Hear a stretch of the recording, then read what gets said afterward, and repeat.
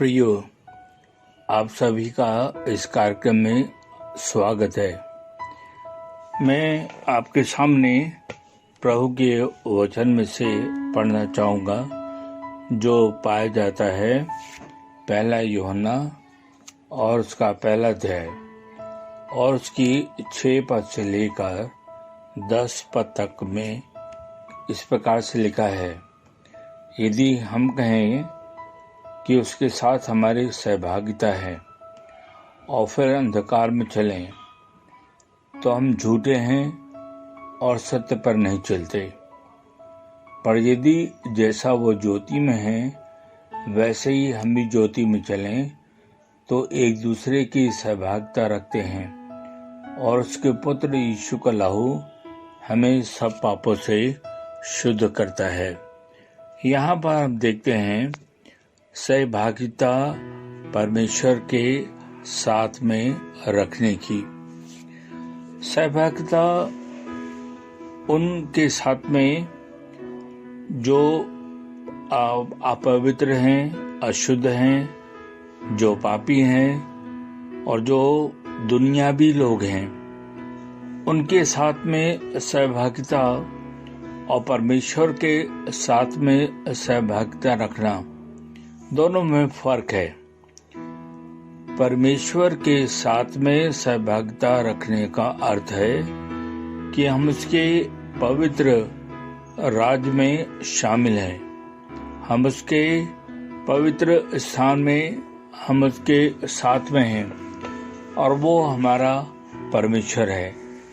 वो हमारा छुटकारा देने वाला है, वो हमारा बचाने वाला है और वो हमारा सर्वस्व वही है, वही हमारा आदि और अंत अल्फा और ओमेगा है। किंतु यहाँ पर एक बात है, वो ये है कि पर यदि जैसा वह ज्योति में है वैसे ही हम भी ज्योति में चलें तो एक दूसरे की सहभागिता रखते हैं और उसके पुत्र यीशु का लहू हमें सब पापों से शुद्ध करता है।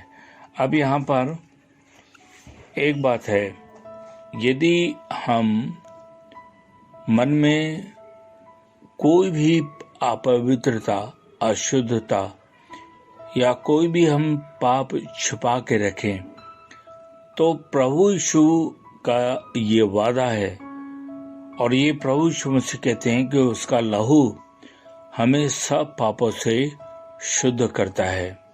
और यदि हम कहें कि हमें कुछ भी पाप नहीं तो अपने आप को धोखा देते हैं और हमें सत्य नहीं। ये बड़ी गंभीर बात है।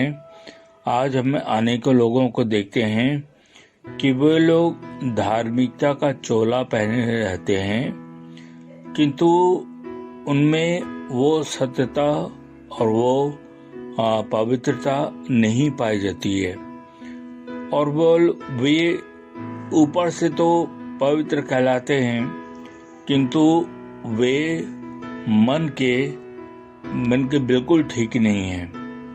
और परमेश्वर ये कहता है, प्रभु का वचन ये कहता है कि यदि हमें कुछ भी पाप नहीं तो अपने आप को हम धोखा देते हैं और यदि हम कहते हैं कि मुझ में कोई भी पाप नहीं है तो हम अपने आप को धोखा देते हैं और हमें सत्य नहीं। यदि हम अपने पापों को मान लें तो वह हमारे पापों को क्षमा करने और हमें सब अधर्म से शुद्ध करने में विश्वास योग्य और धर्मी है।